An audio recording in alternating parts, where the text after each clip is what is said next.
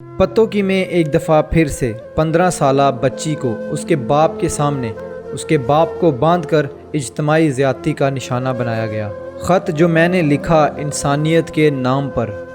ڈاکیا مر گیا انسانیت کا پتہ پوچھتے پوچھتے۔ بہت ہی افسوس کے ساتھ مجھے یہ کہنا پڑ رہا ہے کہ آج سے تقریباً 3 سے 4 سال پہلے زینب کا واقعہ ہوا۔ وہ واقعہ پوری دنیا نے دیکھا کیونکہ وہ واقعہ ہائی لائٹڈ ہوا۔ اس کے بعد بھی ایسے ہزاروں ریپ کیسز ہو چکے ہیں، لیکن وہ ریپ کیسز وائرل نہیں ہوئے، ان ریپ کیسز کو میڈیا نے کور نہیں کیا، جس کی وجہ سے وہ ریپ کیسز آج تک سامنے نہیں آ سکے۔ وہ بھی ہزاروں کی تعداد میں جو ریپ کیسز ہوئے، وہ بھی کسی نہ کسی کی بیٹیاں تھیں، کسی نہ کسی کی عزت تھی،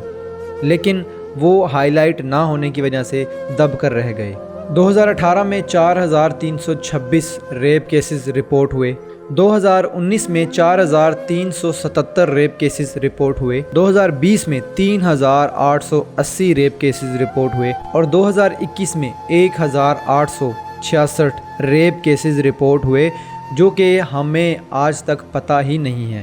یہ میں آپ کو پولیس کے اکارڈنگ جو ڈیٹا گوگل پر موجود ہے وہ بتا رہا ہوں کہ اتنے ریپ کیسز رپورٹ ہوئے، لیکن ان ریپسٹ کو سزا ملی یا نہیں، ان بچیوں کو، ان بہنوں کو، ان بیٹیوں کو جن کے ساتھ یہ ریپ ہوئے، ان کو آج تک انصاف مل سکا یا نہیں، یہ نہ تو میں جانتا ہوں، نہ آپ جانتے ہیں، نہ کوئی اور جانتا ہے۔ یہ صرف ایک فگر ہے کہ اتنی تعداد میں بیٹیوں کے ساتھ، بہنوں کے ساتھ ریپ ہوئے اور اتنے کیسز رپورٹ ہوئے۔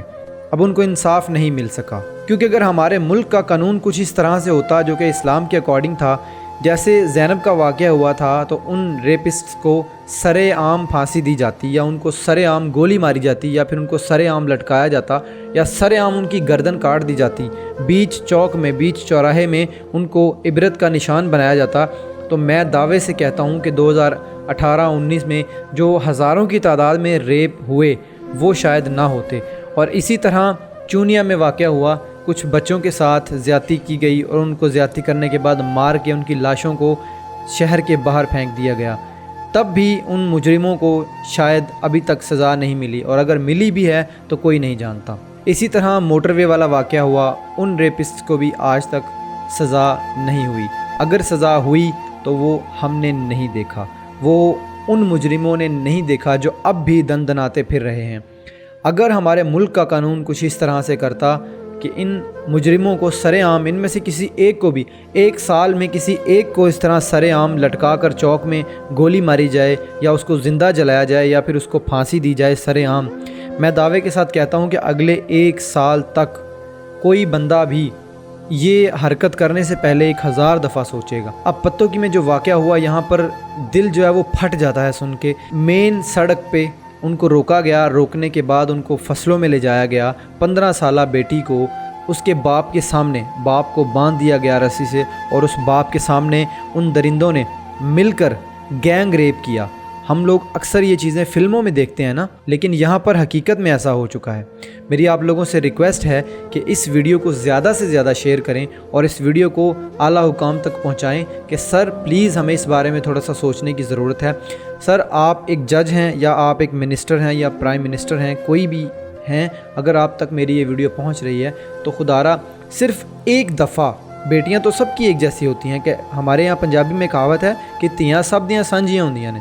تو ایک دفعہ خدارہ اس باپ کی جگہ پہ اپنے آپ کو رکھ کر امیجن کیجئے کہ آپ کے سامنے آپ کی بیٹی کے ساتھ زیادتی ہو اور اس باپ پر کیا گزرے گی۔ جس باپ پر یہ گزری ہے، یہ میں کوئی امیجنیشن یا کوئی سپوز نہیں کر رہا، کہ یہ میں فزکس کی بات نہیں کر رہا کہ لیٹ سپوز ایسا ہو، ایسا ہو نہیں، ایسا ہو چکا ہے۔ خدارہ پلیز ایک دفعہ اس بارے میں ضرور سوچیں کہ